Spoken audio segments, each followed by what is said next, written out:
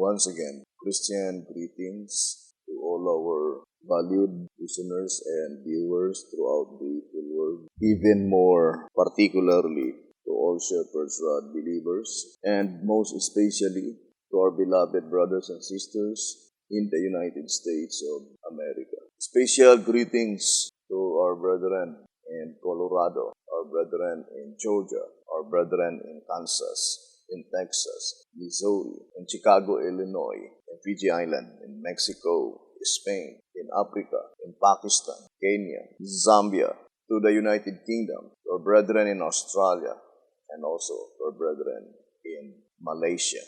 Good evening, and may the good Lord bless you, brothers and sisters. And also to all our brethren, the 144,000 living saints scattered abroad. Greetings. This is our episode number 12 on the subject, the opening of the seventh seal.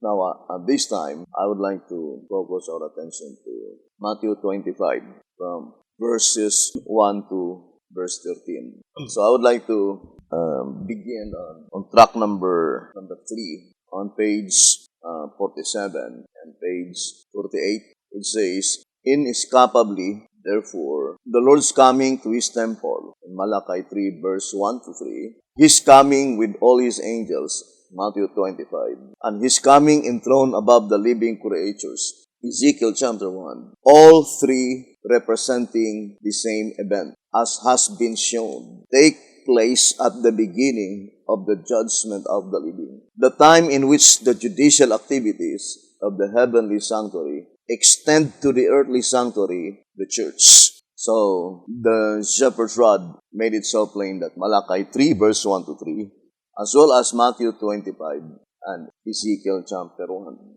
It says all these three represents the same event, and that is at the beginning of the judgment of the living, the time in which the judicial activities of the heavenly sanctuary extend to the earthly sanctuary, the church. So let us now study closely, brothers and sisters, concerning these three prophetic verses, Malachi 3 verse 1 to 3, Matthew 25, and Ezekiel chapter 1. Now, I think it is more clearer if we will dwell our attention to Ezekiel chapter 1. Because Ezekiel chapter 1, there is a particular object in view. And I think there is a single fulfillment of Ezekiel chapter 1. And since Malachi 3 verse 1 to 3 and Matthew 25 as well as Ezekiel 9, all these three represents the same event. So if we could be able to certain clearly Ezekiel chapter 1, then it will be even more easier to locate Malachi 3 verse 1 to 3 and Matthew 25. Now let us read track number 1. Let's read track number 1 on page 5. The call of Ezekiel to the prophetic office is one of the most interesting experiences of the ancient seers. And the revelation of what he saw by the river Chebar is perhaps of greater importance to heaven and earth at this time than is any other vision on sacred record, because in a remarkable way, it reveals that which unites heaven with earth, even as the Dardanelles link two importances. Thus, this study of Ezekiel's vision, which brings to light earth being visited by the majesty of the universe, may aptly be termed the Dardanelles of the Bible. So, this paragraph plainly telling us that the fulfillment of Ezekiel chapter 1 is the time when the earth will be visited by the majesty of the universe. And we know that that is the glory of the Lord. That is Jesus Christ. When this earth will be visited by Jesus Christ, by which at that time there is a complete connection between heaven and earth, as illustrated by the Dardanelles that link two seas. Now, let's go back again, the statement in track number 1. On page 5 it says, so let's read this statement. Because in a remarkable way, it reveals that which unites heaven with earth. So the statement unites heaven with earth. That is also the same with the vision of Sister White saying, there is a complete connection between heaven and earth. Even as the Dardanelles link two important seas. So, it says that illustrated by the Dardanelles linked to important seas. Now, let us read again that statement in track number 1 on page 12. It says, plainly, therefore, the vision was prophetic in Ezekiel's time and has been prophetic ever since. And if it is ever to be fulfilled, and not remain a useless and unprofitable writing, a thing which God never creates, then its mystery must, of course, now be unveiled and its action executed in the near future. Then it says, in the clear light of these facts, chapter 9 is seen to hold the climactic scene of the vision. So chapter 9 is connected with the vision in chapter 1. But chapter 9 is the climactic scene of the vision, describing the awful work which the Lord is to do when, with the cherubim, he pieces the earth. It shows the fearsome consequences to those who reject its message. Its blessings miss, the kingdom lost. Tragic, frightful experience, it shall be the fate of all who refuse now to awake and to know about it, but who choose rather to remain in ignorance of its truth and of the object of the Lord's coming in His throne. Track number 1 on page 12. The shepherd's rod made it so plain that of all the vision ever recorded in the Bible, this vision of Ezekiel on the river Chibar, brothers and sisters, is the most remarkable because at that time, the earth is being visited by the majesty of the universe. Now, I would like to read Testimonies for the Church, Volume 5, on page 754. Volume 5, page 754. It says, the bright light going among the living creatures with the swiftness of lightning represents the speed with which this work will finally go forward to completion. He who slumbers not, who is continually at work for the accomplishment of his designs, can carry forward his great work harmoniously. That which appears to finite minds entangled and complicated, the Lord's hand can keep in perfect order. He can devise ways and means to thwart the purposes of wicked men, and He will bring to confusion the counsels of them that plot mischief against His people. Volume 5, page 754. So, the vision in Ezekiel chapter 1, according to the spirit prophecy, the speed of a lightning. We know that light travels faster than sound. So, to repeat again, it says that bright light that came out from the 4 living creatures in Ezekiel chapter 1 represents the speed by which the work of the gospel will go forward to completion. So, and the voice of inspiration says that God never slumbers and He can thwart the purposes of the wicked man. I remember the statement in Timely Greetings. It says here, 1 TG number 21, page 2. 1 TG number 21, page 2. It says, what shall we now pray for? I think we should pray to know that God, not man, is at the head of the work. To know that no man of himself can advance or thwart God's work. That only God Himself can do either. That we need not feel God's work is dependent upon us. That if we ever remember this, we shall have a closer walk with Him. This, I believe, is what we ought to pray for today. So, that statement is very plain that the work of salvation, no man of himself can advance or thwart God's work. Even the devil, only God can do such thing. And because of that, brethren, the statement here in 2 TG 23, page 13, it says, we can but put our heart and soul in the work, though and leave the results to God. If we ever had to be all out for God and none for self, it is now. So if we ever had to be all out for God and none for self, it is now. It is now the high time to surrender all to God. Total surrender. That is the statement in White House Recruiter on page 10. It says, to be sure, though the few who do arouse to make the total surrender which the hour demands, God will save from the conflagration to come. White House Recruiter on page 10. So we need to completely surrender, submit ourselves to the Almighty God and leave all things into His omnipotent power, omniscience, brothers and sisters, presence. Now, let us go back again to our subject, Ezekiel chapter 1. But do not forget the statement we read in tract number 3, page 47 and page 48, that Ezekiel chapter 1, Malachi 3, verse 1 to 3, and Matthew 25.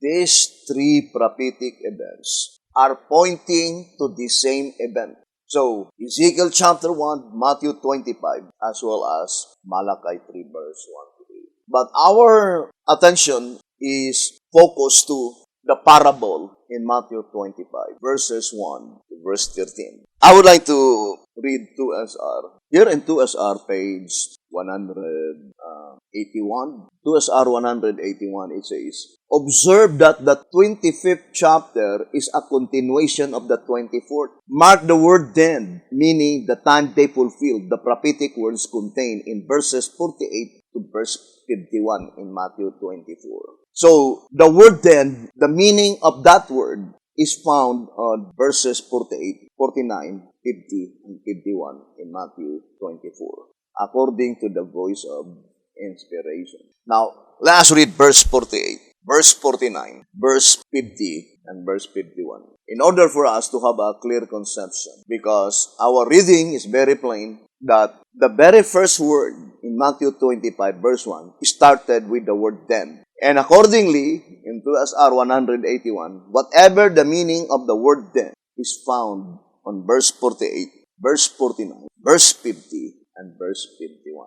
Let us read verse 48. But, and if that evil servant shall say in his heart, my Lord delayed his coming. So, the focal point in verse 48 is the evil servant. And the verse did not say, but, and if that evil servant shall say in his mouth, but rather shall say in his heart. And no human being can be able to read the heart. Only God Himself can read the heart. And the heart is very deceitful. And in Jeremiah, I remember here, it says, Jeremiah 17, verse 9 and verse 10. The heart is deceitful above all things, and desperately wicked. Who can know it? I, the Lord, search the heart.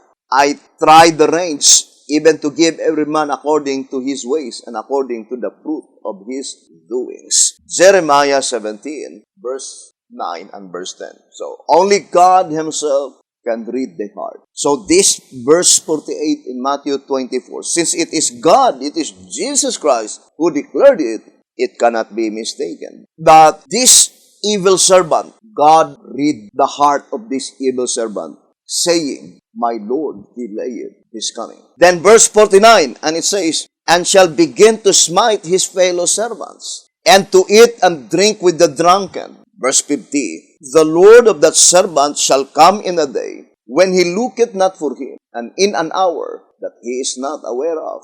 Verse 51, and shall cut him asunder, and appoint him his portion with the hypocrites. There shall be weeping and gnashing of teeth. Matthew 24, verse 48, 49, 50, and 51.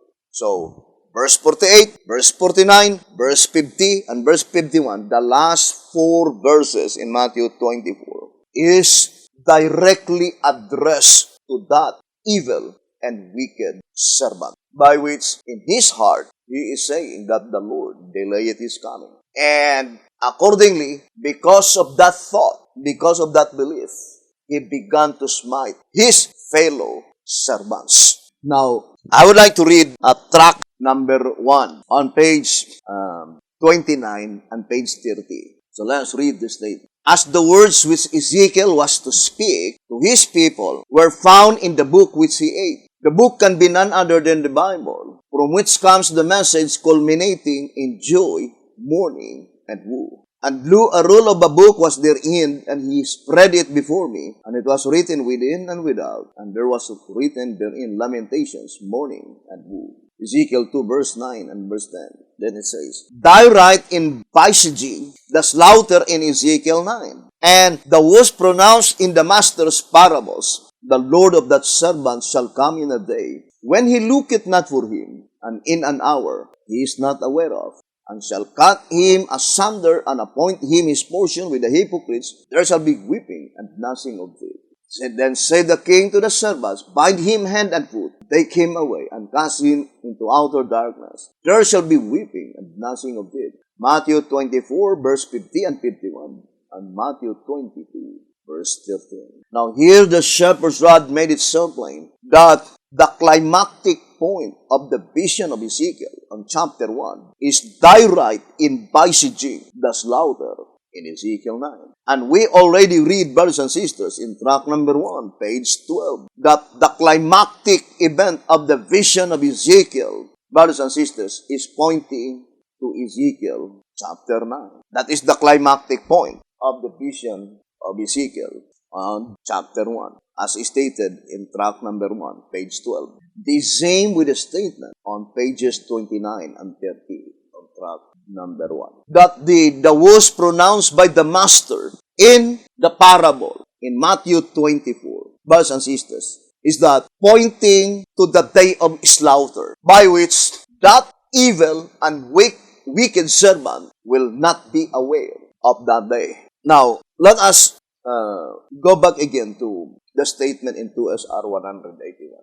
The statement in 2SR 181 says that Matthew 25, the parable in Matthew 25, brothers and sisters, is connected to Matthew 24, verse 48, 49, 50, and 51. Because Matthew 25 begins with the word then, according to the shepherd's rod, indicates that the parable in Matthew 25 is a continuation in Matthew 24, by which the word then, the meaning, is found on verse 48, 49, 50, and 51. Now, let us now study closely. Who are they, the servant and the fellow servants? In Matthew 24, verse 48, 49, 50, and 51. So, I would like to read again the statement on 2SR 181.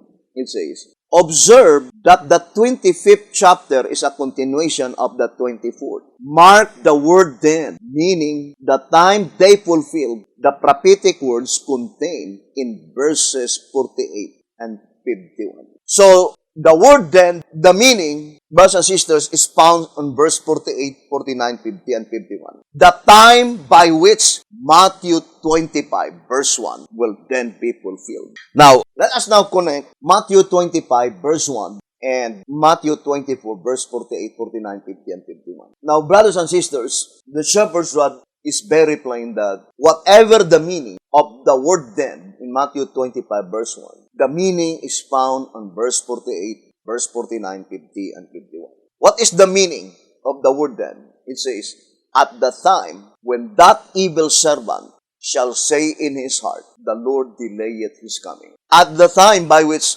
that wicked and evil servant is smiting his fellow servants. In that period of time, brothers and sisters, Matthew 25, verse 1 will then be fulfilled. Now, remember, Matthew 25, verse 1, brothers and sisters, and Ezekiel chapter 1, pointing to the same event. What is that event? The earth is being visited by the majesty of the universe. Now, I would like to read 11 symbolic code, number 12, page 11. It says, Matthew 25, verse 1. This verse begins with the word then. 11 symbolic code, number 12, page 11. 11 symbolic code, number 12, page 11. It says, This verse begins with the word then, indicating that it takes place at the time the Lord comes. You see? It takes place at the time the Lord comes. As spoken of in the preceding verse. What is the preceding verse?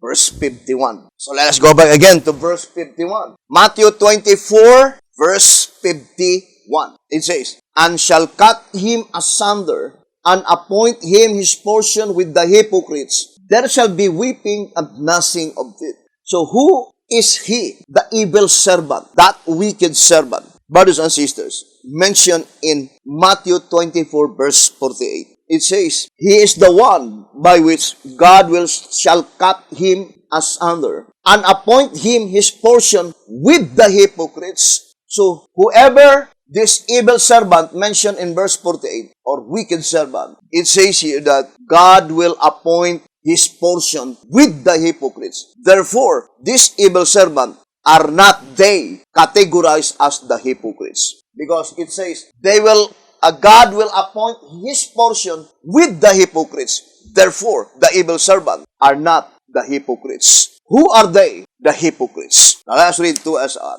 So, to have a complete understanding, brothers and sisters, let's now read 2SR page 101.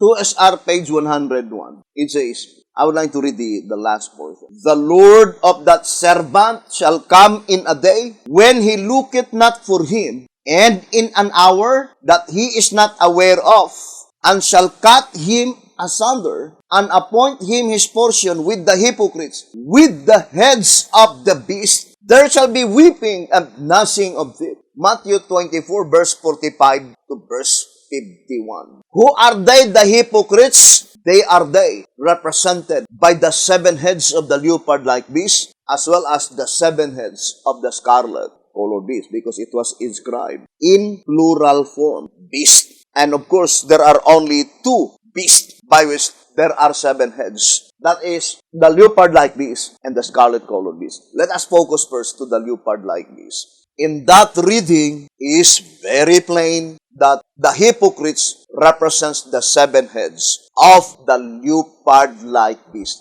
They are the hypocrites. And heads represent ministry, as well as servant. Servant also represent ministry. Now, I would like to read 2SR on page 179. 2SR 179.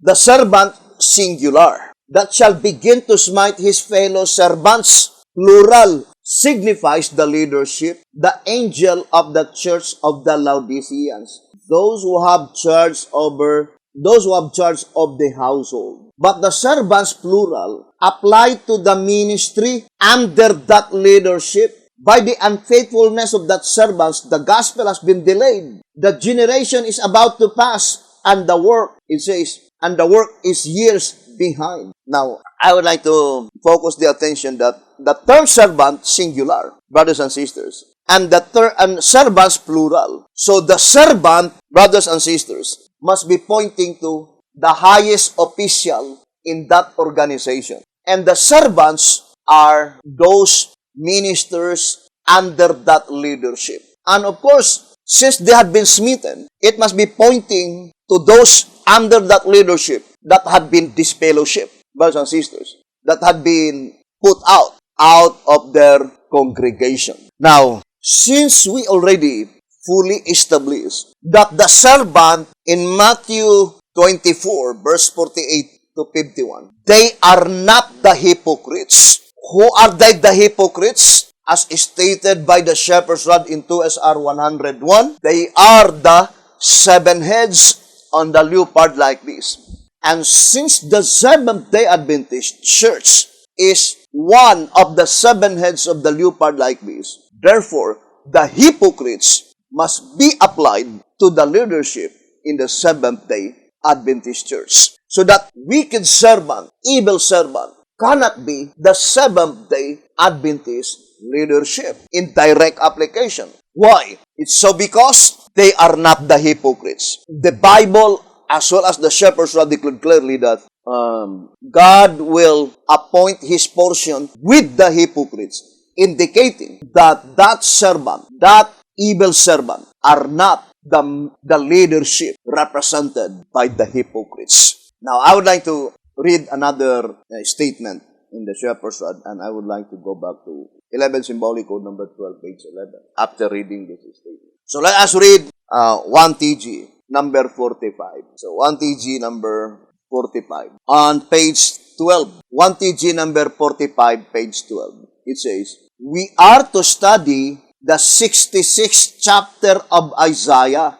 In this chapter, the Lord speaks to 2 groups of servants. The servants up to the cleansing of the sanctuary, Daniel 8 verse 14, up to the judgment for the living, the purification of the church, Volume 5, Testimonies for the Church, Volume 5, page 80. The time in which they are found inscribed in plural form. They are found smiting their fellow servants. So the pronoun they must be applied to the servant, because there is no other that smite their fellow servants except the servant in Matthew 24 verse 48. But here the shepherd's rod inscribed it in plural form. So in general term, brothers and sisters, the servant being in singular, just to indicate that they must be pointing, brothers and sisters, to the highest officials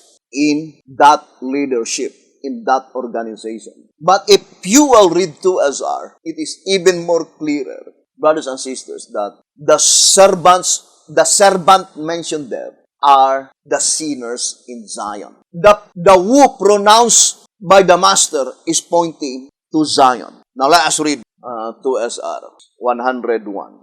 2SR page 100 and page 101. It says, if God's ideal is to bless the world through the medium of His church on earth, and they to whom the gospel for the world committed have left the sheep and are serving the devil in the persons in themselves, where is the hope of the world? The only answer that can be given is, woe to the sinners in Zion. And to whom the woe is pronounced? To the sinners in Zion. And Zion represents headquarters. I would like to read White House Recruiter, page 53. Because Zion, that is the palace grounds. White House Recruiter, page 53. And it shall come to pass that he that is left in Zion at headquarters.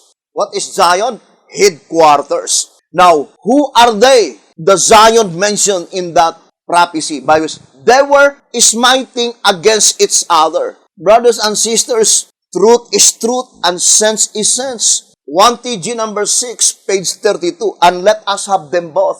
At this present time, there is no other group of people by which they were smiting each other, by which the issue is headquarters, other than the Davidians. The main issue in this trouble by which they were smiting against each other is the headquarters. Because Zion represents headquarters. Now, no one can deny the fact that that is the present situation today, by which it was predicted beforehand that during that period of time, by which they were smiting against each other, the prophecy in Ezekiel chapter 1, the prophecy in Matthew 25 verse 1, the prophecy in Malachi 3 verse 1 to 3 will be fulfilled. Now, I would like to concentrate on 1TG 45, page 12. Let us read the statement. It says, we are to study the 66th chapter of Isaiah. In this chapter, the Lord speaks to two groups of servants. So, in Isaiah 66, verses 1 and 2, there are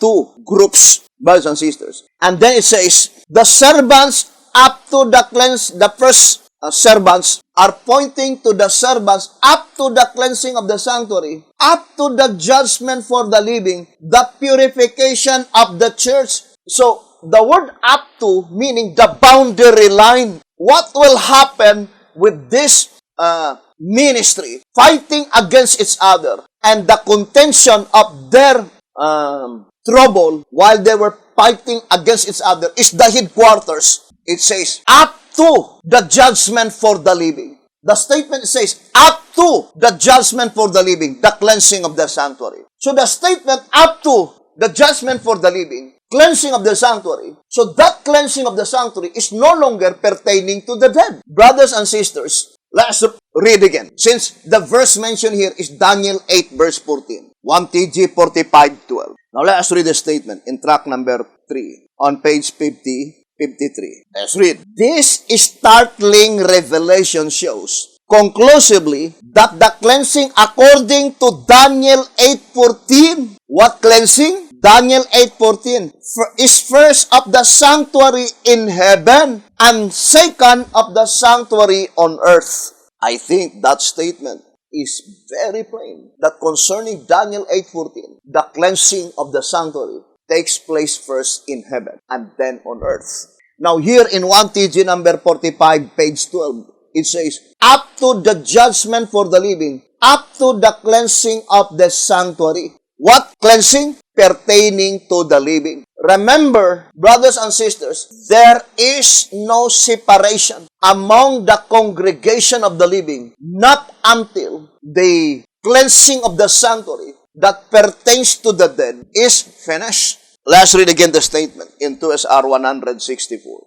2SR page 164. It says, while the investigation for the congregation of the dead is in progress, there can be no separation among the congregation of the living. There is no separation among the congregation of the living if the proceedings that pertains to the dead are still unfinished. So, the proceedings that pertains to the living takes place after the proceedings that pertains to the dead is finished. Now, this servant, according to this reading in 1TG 45:12, their boundary line is only up to the time when all the names of the wicked, the unworthy names, brothers and sisters, will be blotted out in the Lamb's book of life. Now, brothers and sisters, it cannot be applied to the servants of the Seventh-day Adventist leadership.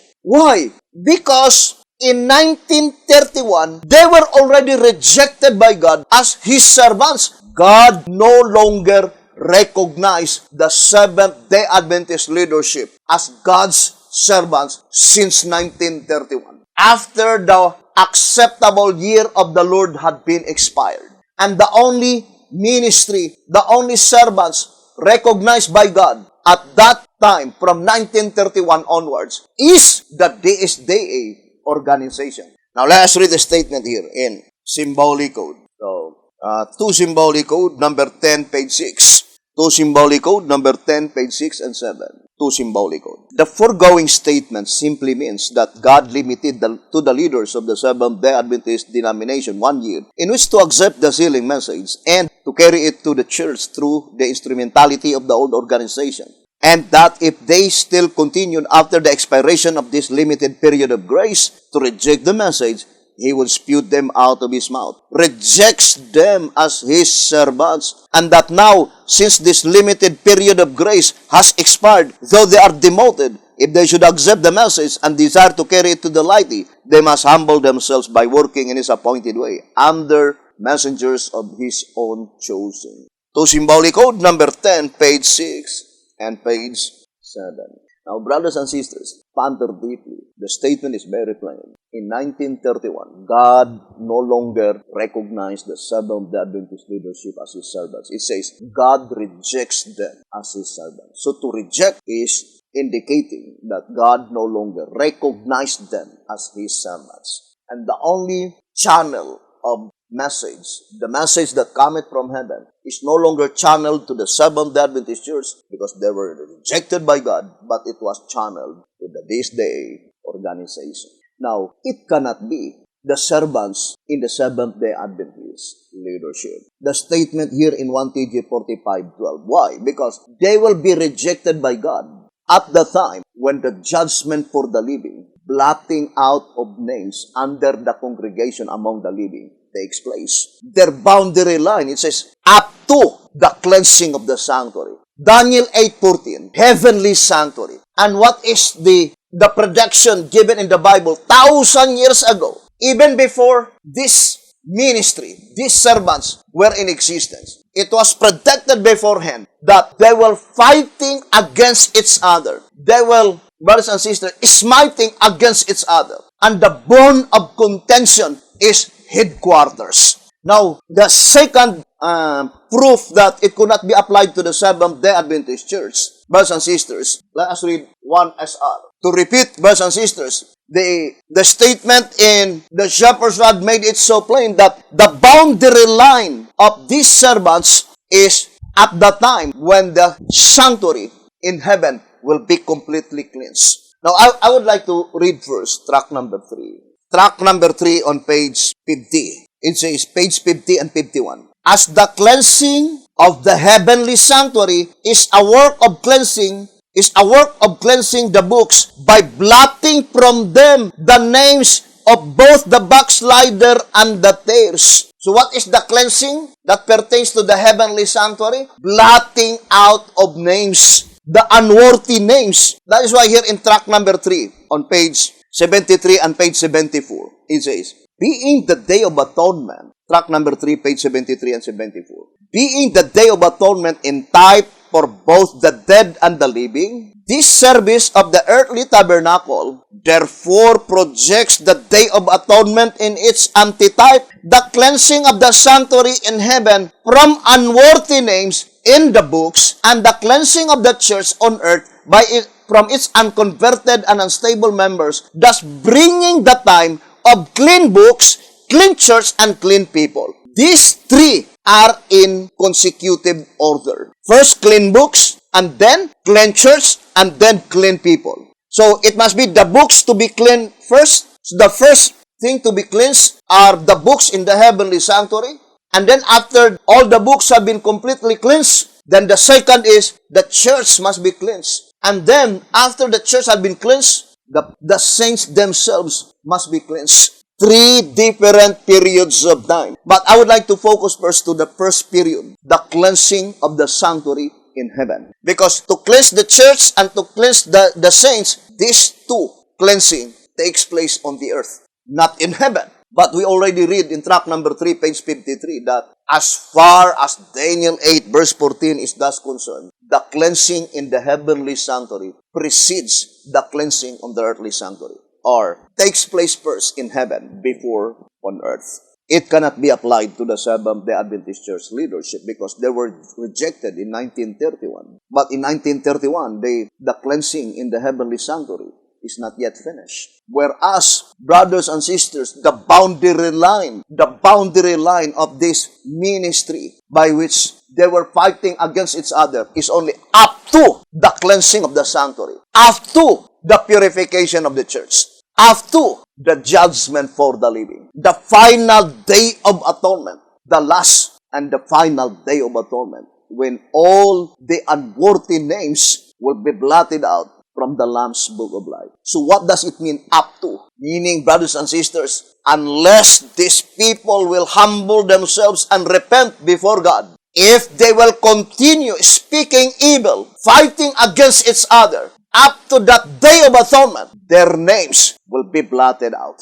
Now, I would like to read 1 SR page 60. It says, change of names. Both Esau and Jacob represent two sinful classes. It says, Esau by the color of his skin and Jacob by his name. The names of both were changed. Jacob because he coveted something worthwhile. Esau being because of lust. Jacob's name meant deceiver. The name Esau in Hebrew, hairy, which symbolically would be honored, as previously explained, means he that finishes. Note the remarkable meaning of the name, signifying the class given the privilege to finish the work. Now, who are they? The angel of Laodicea that have been given the privilege to finish the work. Is it the leadership of the Seventh-day Adventist Church, the typical Laodicea?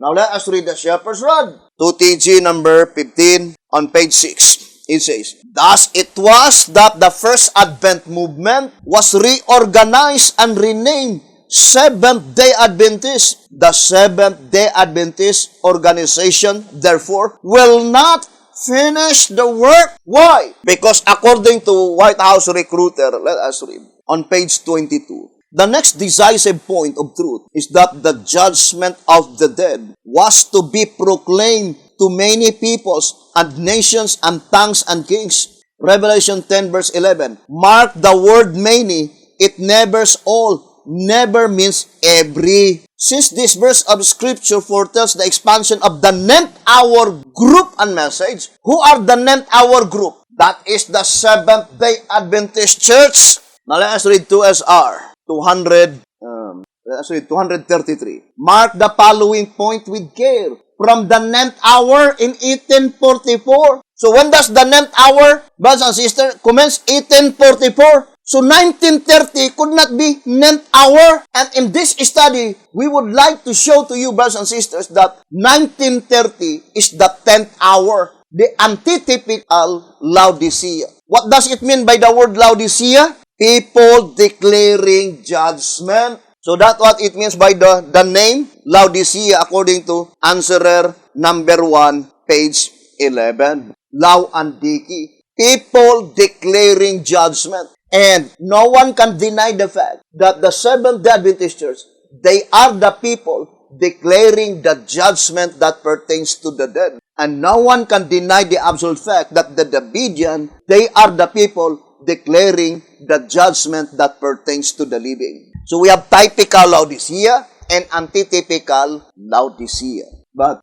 brethren, whether you believe it or not, but the Word of God made it so plain that the last section of the Laodiceans is worse in reality than the first section. Let's read 2SR page 93. Since the history of the church is such, and the last section, Laodiceans, is in a worse condition, brethren, if you will only obey the grammatical rule.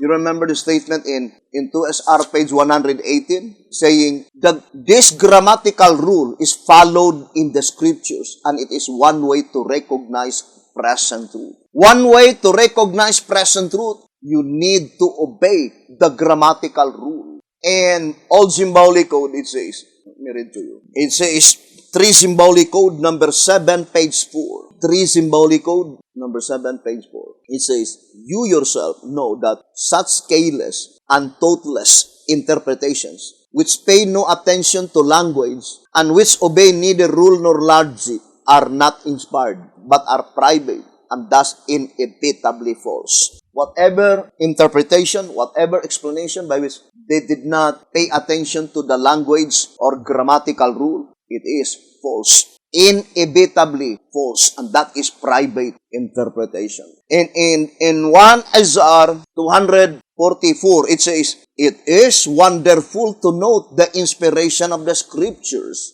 Perfect they are when their appointed time is come. Only at such an occasion are the scriptures grammatically correct. Now, if this statement, brothers and sisters, would be grammatically correct, then that is the perfect fulfillment of the prophecy. What does it mean by the word worse? The word worse is an adjective. An adjective, there are 3 degrees of comparisons. The first degree is, brothers and sisters, it's called positive degree. The second degree is comparative degree. And the last degree is superlative degree. The word worse is comparative degree. What is the positive degree of the word worse? Bad. So, I would like to show to you, brothers and sisters. So, these are the 3 degrees of comparison. In adjective, 3 degrees of comparison. In adjective, the first degree is bad. That is positive degree. It is called positive degree. Brothers and sisters. And next is worse. That is comparative degree. And then the last degree is worse. That is called superlative degree. Superlative degree. Brethren, this second degree worse is used only to compare 2 objects. Superlative degree is used to compare at least 3 or more than 3 objects. But in grammatical rule, worse, which is comparative degree, is strictly used to compare only 2 objects. Now, the degree of comparison used by the words of inspiration is in comparative degree. Therefore, it must be applied only to 2 Laodiceans, the typical and anti-typical Laodicea, by which the last section, of course, the last section is anti-typical Laodicea. Whether you will accept it or not, this is the reality. The situation of the Seventh-day Adventist Church is bad, but the situation among the Davidia is worse. Can you imagine, brothers and sisters, professing to be shepherds rod believer, fighting against each other, smiting their fellow servants, by which the bone of contention in reality has no connection at all to the present truth, no connection at all to the plan of redemption. A waste of time, brothers and sisters. And that's what the devil wants, that their time would be wasted or to divert their attention to the present truth. Now, I would like to read again here in 2SR page 93 and page 94. Since the history of the church is such, and the last section, open and close parenthesis, Laodiceans. So it is the last sections of the Laodiceans is in a worse condition. Is it the first section? No. Because the word worse is a comparative degree used to compare two objects. And what are the two objects? Typical Laodicea and Anti-Typical Laodicea. Therefore, in this reading, we can easily discern that typical Laodicea, their condition is bad. Yes, bad. Very bad. But the condition of the Anti-Typical Laodiceans is worse. Well, that is not my word. It is the shepherd's rod who declared it. Now, in General Conference Special, the degree of comparison that had been used is superlative degree. So, let's read General Conference Special, page 23. It says, what is more, should God send another than Elijah, that is, someone with a message other than of the great and dreadful day of the Lord, he will not claim to be the Elijah. So, that is the statement. He will not lie. At the same time, brothers and sisters, if God sent antitypical Elijah the Tishbite, he will not lie also. Now, and he will not disclaim to say that he was not antitypical Elijah. If he is the antitypical Elijah the Tishbite that had been sent by God, and then he will say that he was not, then he is lying, brothers and sisters. But if God would send any messenger other than Elijah, now the question, will God send another messenger other than Elijah? There is no such prophecy. The prophecy is that it is antitypical Elijah the Tishbite, the last of the prophets that God will send to the world. Then it says, hence, for anyone to make the claim that he is the Elijah, but bear another message, it says, but bear another message than that of the great and dreadful day of the Lord. Think it thoroughly, brothers and sisters. What is the great and dreadful day of the Lord? This reading, brothers and sisters, is plainly telling us that antitypical Elijah the Tishbite, he must have a particular work that had been committed by God unto him. What is that particular work? The day of slaughter. Let us read track number 8, page 61. It says, therefore, the work of Elijah particularly typifies the day of slaughter in the church. So that is the specific work why God sent antitypical Elijah the Tishbite is to declare the day of slaughter. Now, if you claim that you are the antitypical Elijah the Tishbite that God had sent, but you did not know the day of slaughter, and instead you are studying another subject rather than the particular object in view, the day of slaughter. I am not saying that that is the only message of antitypical Elijah the Tishbite, or I am not saying that the message of the last servant that God will send is only the day of slaughter. But that is one of the concrete evidence, impregnable proof that you can recognize the last servant, the last prophet that God will send, because unto him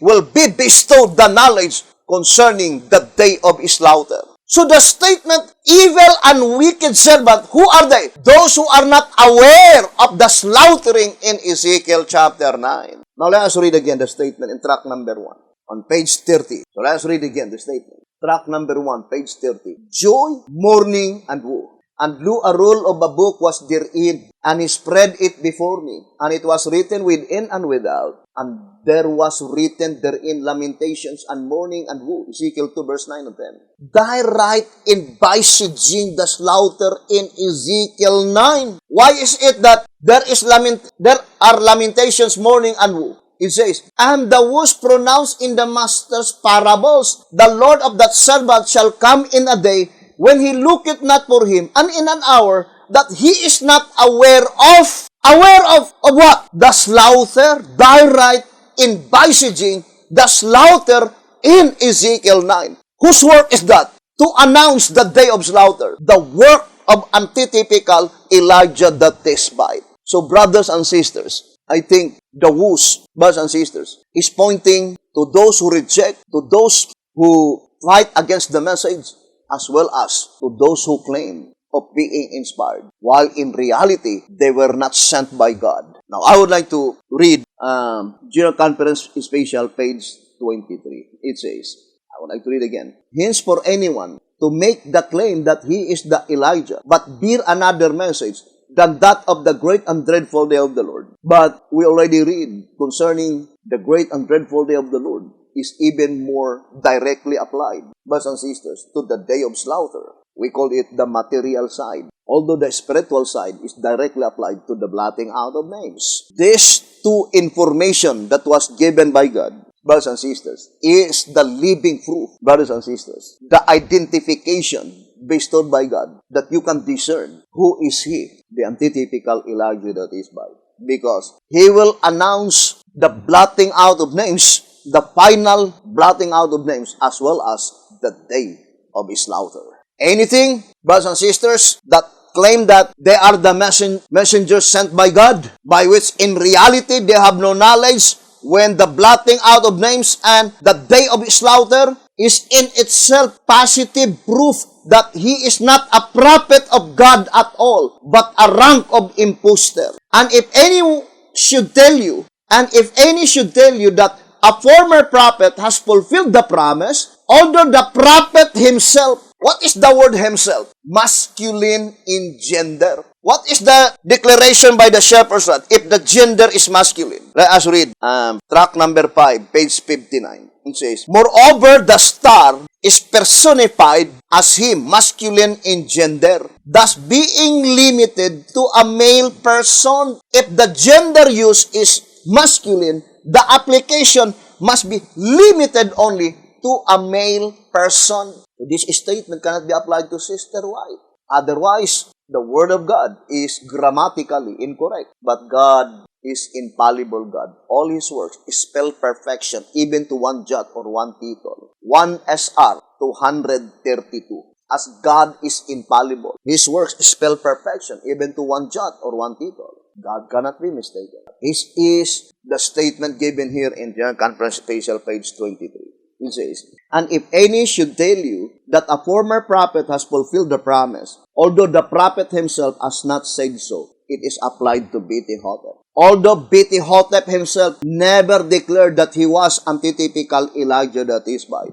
So this statement was written even before the fulfillment would be in existence. And this is addressed to all the Bedians who say that antitypical Elijah the Tishbite is Beti-Hotep, although Beti-Hotep himself has not said so. Then not to know for a certainty that such are not working for the God of Elijah, but for the devil, is Laodiceanism of the worst kind. The worst. There is no other that supersede the word worst, because worst is in a superlative degree. You see, brothers and sisters, it is applied to the shepherd's rod believers. Laodiceanism of the worst kind. Who are they? Those who say that antitypical Elijah the Tishbite is Beti-Hotep, although Beti-Hotep himself, the prophet himself, has not said so. Therefore, it can be applied to the typical Laodicean. Because who are they, the prophet that they recognize as the last prophet? Sister White, and the word himself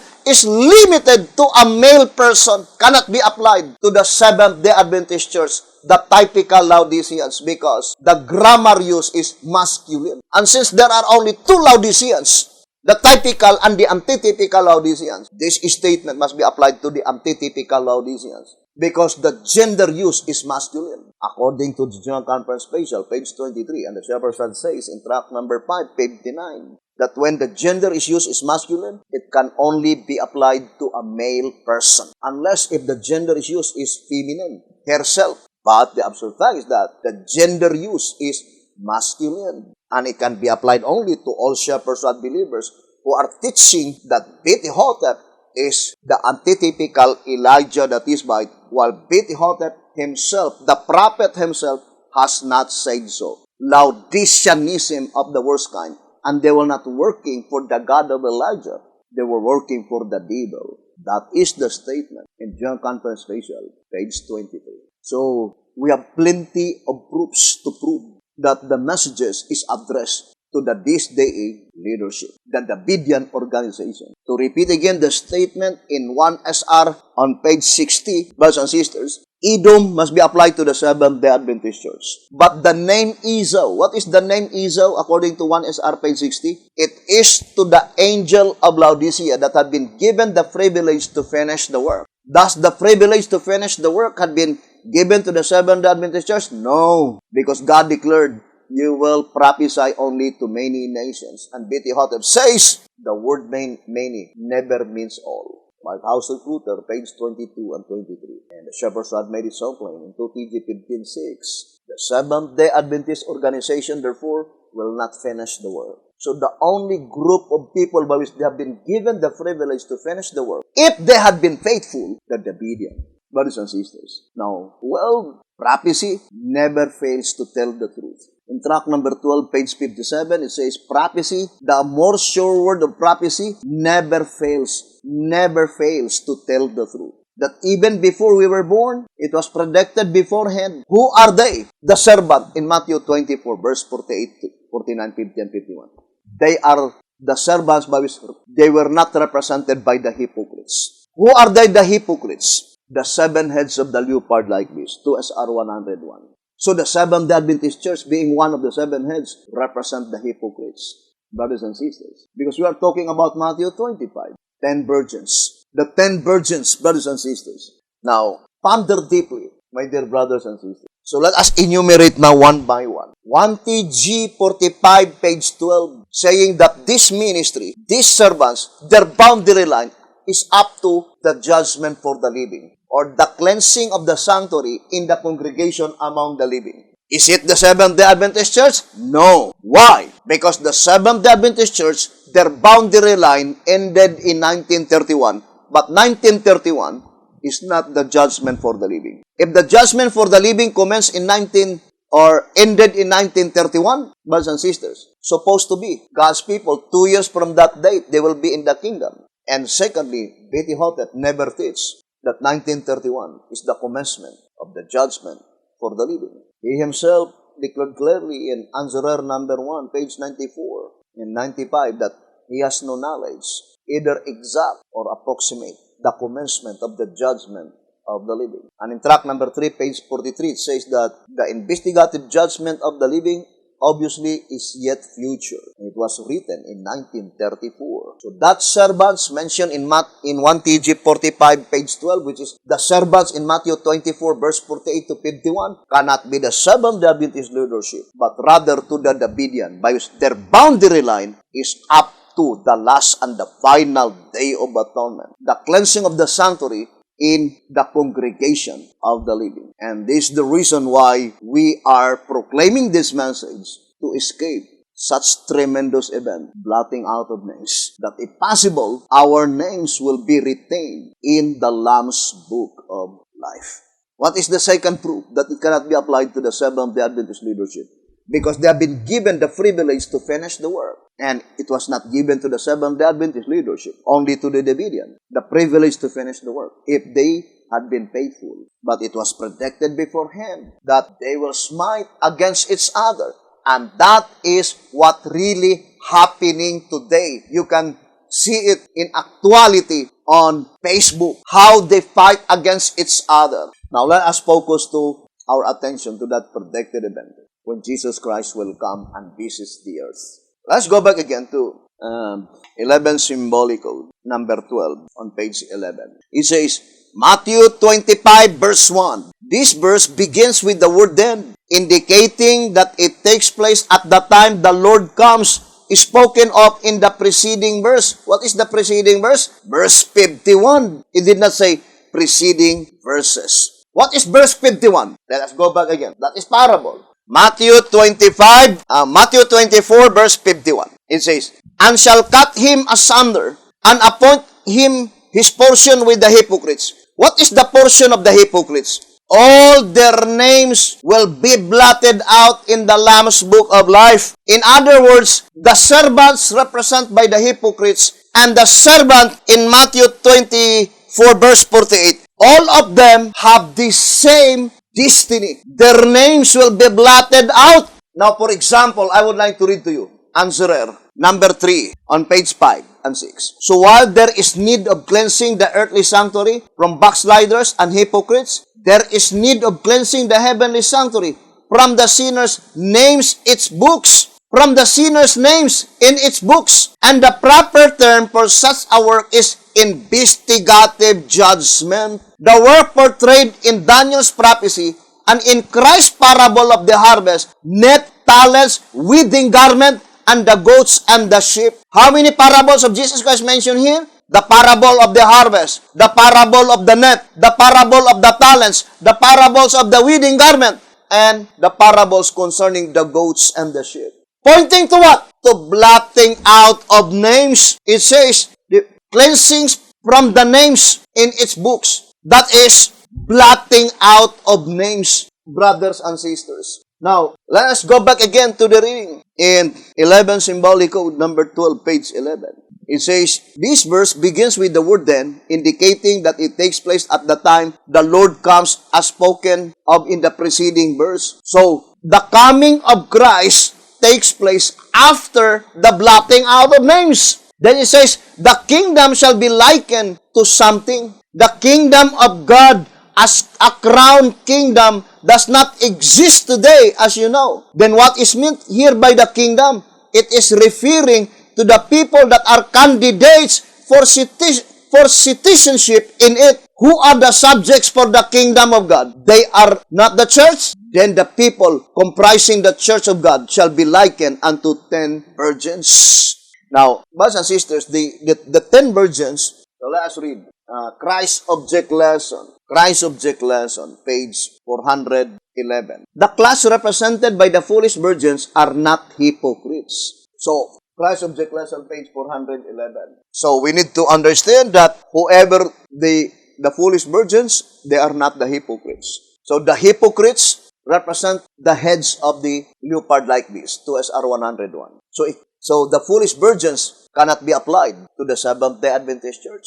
Why? Because the Seventh-day Adventist Church, brothers and sisters, is a part of the 7 heads. And the 7 heads, brothers and sisters, on the leopard-like beast, they are called the hypocrites. But the foolish virgins, they are not the hypocrites. And we will show to you, brothers and sisters, that in this illustration, half and half cannot be applied to the Seventh-day Adventist Church.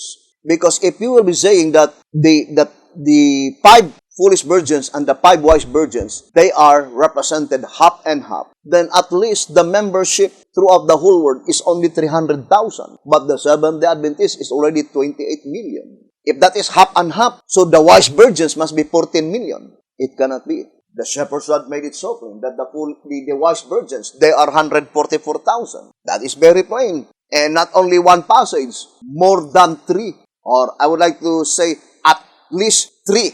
And we can establish the truth by 3 witnesses. Now, here in 2SR, let us read, brothers and sisters. 2SR page 182, it says, thus again it proves that the 144,000 are the 5 wise virgins. 2SR 182. Thus again it proves that the 144,000, they are the wise virgins. Now, there's another statement in 1SR. Let's read the statement given by the shepherd's rod. It says, 1SR page 30. It says, this means the denomination will be divided in half and suggests the 10 virgins, 5 of whom were wise and 5 were foolish.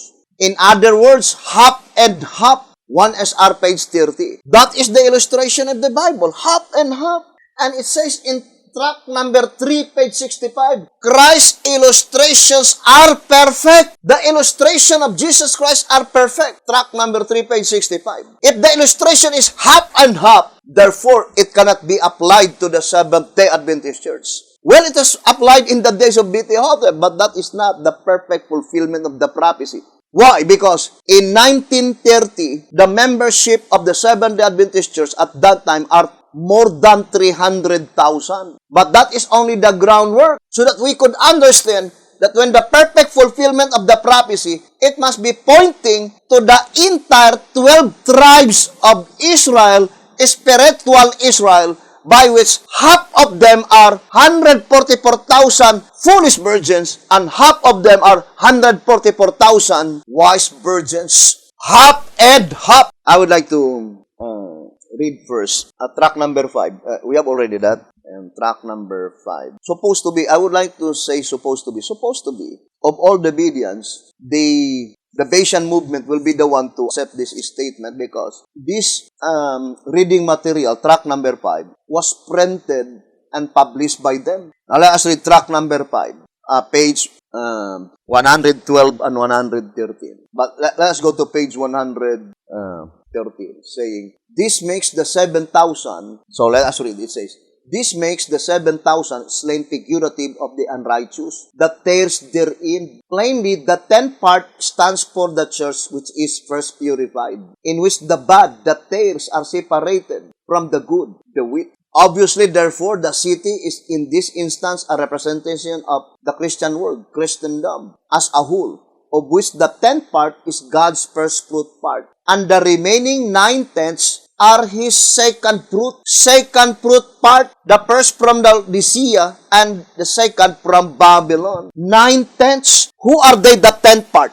Brothers and sisters, we will discuss that on our subject, the numbering of the saints. Maybe, if you are interested, we will explain that on the numbering of the saints. Of course, the 10th part, the statement is very plain. Let us distinctly separate. Now, brothers and sisters, let us distinctly separate 10 parts and 10th part. If you will say 10 parts divided into 10, and if you will say 10th part, that is the last. So the first, second, third, fourth, fifth, sixth, seventh, eighth, 9, and then 10. The 10th. So in order for us to understand the remaining 9 parts, we need to understand, brothers and sisters, the 10 parts and the 10th part. And the statement is found Revelation 11:13. Now let us read track number 5. Track number 5 on page, let's read. Track number 5, page 113. Climaxing the event symbolized the remnant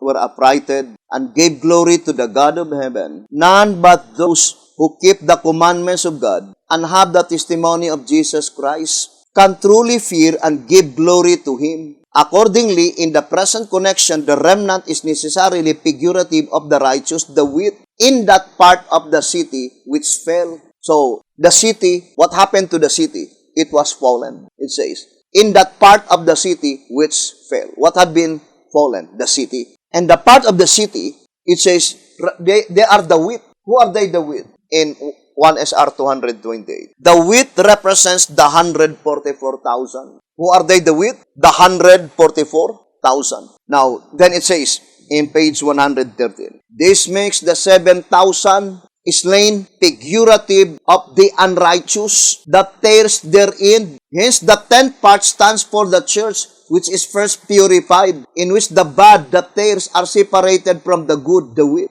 Obviously, therefore, the rest of the city, in this instance, is a representation of the rest of the Christian world, Christendom as a whole. To repeat again, we will discuss that on the subject, the numbering of the saints. Let us go back to our subject concerning the parable in Matthew 25. What is the parable in Matthew 25? There is a delay. There is a delay. Does William Miller and his associates experience delay? If you believe the shepherd's rod, then not only to believe the shepherd's rod, but that is the reality. Let us read in 11 Symbolic Code number 12, page 9. Let us read the statement. I suppose you would say that they were the Millerites, but this I cannot agree because there was no delay for them. They had set the date for Christ's coming, and the outcome for them was not a delay, but a bitter disappointment. 11 Symbolic Code number 12, page 9. There was no delay for them. Do you believe that statement, that the Millerites movement, there was no delay? Because disappointment is not a delay, and delay is not a disappointment, because delay is only a postponement. Now, I would like to read the statement in 11 Symbolic Code. Number 12, on page 13. The cry to meet the bridegroom comes after the time of tarrying. So I would like to read again. 11 Symbolic Code, number 12, page 13. The cry to meet the bridegrooms comes after the time of tarrying. Now let us now study closely. What is the tarrying time? The cry saying, "Behold, the bridegroom cometh," is after the time of tarrying. That is the statement, 11 symbolic code, number 12, page 13. Therefore, we need to study what is the tarrying time. Now let us read the Shepherd's Rod, 2SR 100. Let's read 2SR page 181 and 182. But I would like to read verse 182. If the foregoing application is correct, then at the end of the tarrying period, or just prior to the commencement of the judgment of the living. So, the tarrying period ended before the commencement of the judgment of the living. So, let us make an illustration so that we could understand. Tarrying period. So, this is the tarrying period. Tarrying period. What is the statement given by the Shepherd's Rod? The tarrying period ended. So, let us put here, ended. The word ended meaning finished. Or another term, close. The tarrying period ended just prior to the commencement of the judgment of the living. Just prior. So there must be intervening time. Before the commencement of the judgment of the living, the tarrying period ended just prior. So let us put here, just prior. So what is the event here? Just before the commencement of the judgment of the living. Until after the tarrying period ended. After the tarrying period ended, and just before the commencement of the judgment of the living, what is the specific event between the time when the tarrying period ended and before the commencement of the judgment of the living? But this one thing is sure, as stated by the Shepherd's Rod in 2SR 182. The tarrying period ended just prior to the commencement of the judgment of the living. So read again the statement here in 2SR 182. 2SR page 182, it says, if the foregoing application is correct, then at the end of the tarrying period, at the end, or just prior to the commencement of the judgment of the living, there must be a message, cry.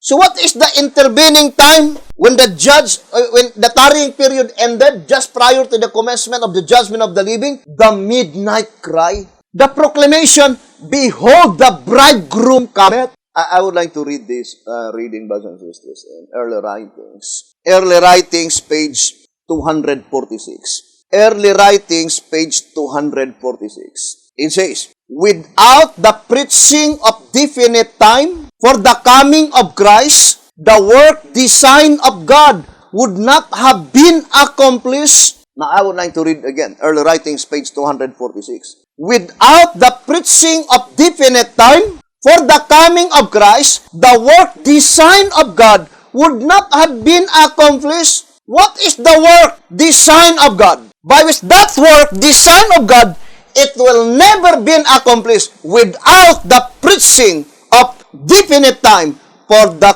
coming of Christ. I think even if you will call any English teacher, that statement is very plain. The statement is very plain that without the preaching of definite time, without this preaching, the definite time for the coming of Christ, the work design of God would not have been accomplished. It is very important now to understand what is the work design of God, that in order for that work design of God to be accomplished, there must be a preaching of definite time. Because without that preaching of definite time, concerning the definite time of Christ's coming, the work design of God will never be accomplished, will never accomplish. And in order for that design or work design of God, in order for that work design of God, there must be a preaching of definite time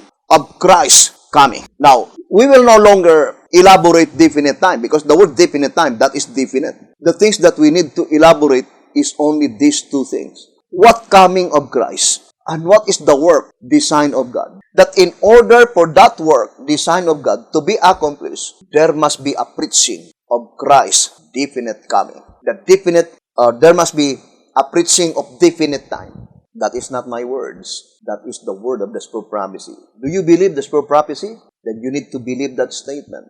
that without the preaching of definite time of Christ's coming, without that preaching, the work, design of God will never be accomplished. In order for the work which is design of God to be accomplished, there must be a preaching of definite time. What definite time? Of Christ's coming. But what Christ's coming? Visible? Invisible. What is our subject? Matthew 24, Matthew 25. Brothers and sisters. Now let's read the statement in 2SR. 2SR page 184. 2SR page 184. It says, Matthew 24, 2SR 184. Matthew 24, verse 36, verse 50 are description of the same event. Watch therefore, for ye know neither the day nor the hour wherein the Son of Man cometh. You know, brothers and sisters, the shepherd says, this has reference to the time of the judgment and not of his coming to earth. For the saints shall know the day and hour of Christ's coming in the clouds to receive the redeemed, as it shall be announced by the Father shortly before his coming. Let us go back again to the statement in track number 1, page 30. What is the who pronounced by the master in the parable? It is to that servant by which they are not aware of the slaughtering. Thy right in visaging the slaughter in Ezekiel 9. And the who's pronounced by the master is pointing to those ministry by which they have no knowledge concerning the day of slaughter. What is the day of slaughter? Executive judgment. What is the statement in 2SR 184? The coming mentioned in Matthew 24, verse 36 and verse 50. And Matthew 25, verse 1 to 13. It says, this has reference to the judgment. The judgment is divided into two, investigative and executive. But brothers and sisters, investigative and executive first applied to the proceedings in the heavenly sanctuary. Let us distinctly separate the investigative judgment takes place on earth and the executive judgment that takes place on earth. And the investigative judgment and the executive judgment that takes place in the heavenly sanctuary. The investigative judgment and executive judgment that takes place in the heavenly sanctuary is the spiritual side. Only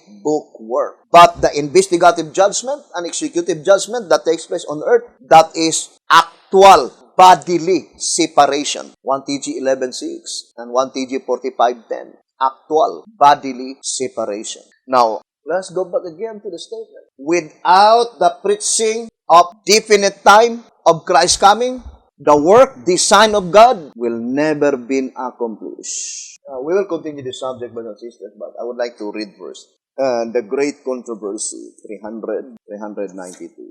Let's read. 392 and 393. It says, 392. No one, however, then noticed that an apparent delay in the accomplishment of the vision at tarrying time is presented in the same prophecy. Let us read again. It says, Great Controversy 392. No one, however, did notice that an apparent delay in the accomplishment of the vision at tarrying time is presented in the same prophecy. So it says here, brothers and sisters, what is represented by tarrying time? Delay. Is there any delay in the experience of the Millerites movement? The shepherds had made it so plain. No, there was no delay, brothers and sisters, but rather a bitter disappointment. And that is why the shepherd says that the experience of the Millerites is contrary to the proper application of the parable. It says here in 2SR 181 and 182, 2SR 181 and 182, I would like to read a statement. Note that they slumbered and slept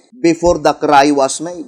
So, before the cry was made, both the foolish and wise virgins, they were sleeping. Then it says, in the summer of 1844, midway between the time when it was first thought that the 2,300 days would end, and the second date, October 22 of the same year, this period be applied as being the tarrying time. But mark that the cry had been going on for some years, the message by Miller. What is the cry? The message by Miller. So the cry is pointing to the message proclaimed by the messenger, and the tarrying time was applied at its close after they had discovered their miscalculation, which is contrary to a proper application of the parable. You see, it is contrary to the proper application of the parable, because what is the proper application of the parable? They set the date, but it was delayed. Then, when it was delayed, brothers and sisters, According to the parable, both the wise virgins and the foolish virgins, they were asleep.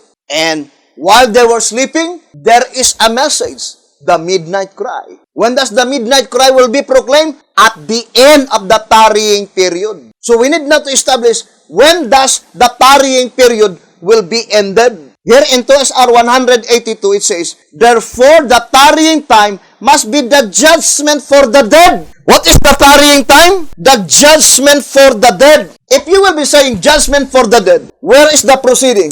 Holy place. So it commenced in October 22, 1844. So it cannot be applied to William Miller because it is contrary to the proper application of the parable. Tarrying time must be in the period judgment for the dead. And it commenced in October 22, 1844. And secondly, there was no delay in the experience of William Miller, but rather bitter disappointment. So it must be pointing to God's people in the last generation of men, by which they set the date, but it was delayed. But at the end of the tarrying period, what is the tarrying period? Judgment for the dead. Meaning, on the last and final day of atonement, blotting out of names that pertains to the dead, at that time, when it was finished, then there is a message, brothers and sisters. There is a message proclaiming that the tarrying period has ended. Meaning, the judgment that pertains to the dead is closed. The judgment that pertains to the dead is finished. Then the judgment for the living is in progress. We will continue this subject, brothers and sisters, in our next episodes. And to repeat again, this prophecy made it so plain that without the preaching of a definite time of Christ's coming, the work, design of God will never be accomplished. So, to repeat again, definite time must be definite.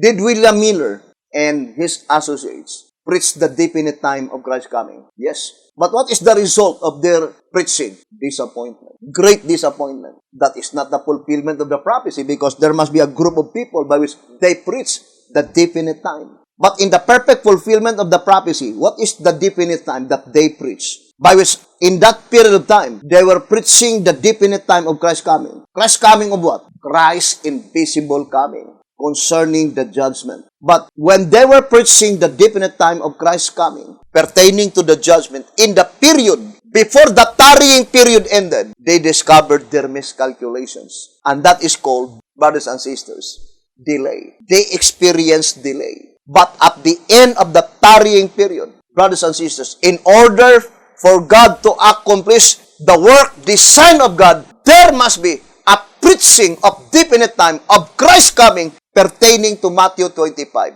pertaining to Ezekiel 1, pertaining to Malachi 3, verse 1 to 3. We'll continue this subject in our next episode. May the good Lord bless you and have a beautiful, wonderful evening.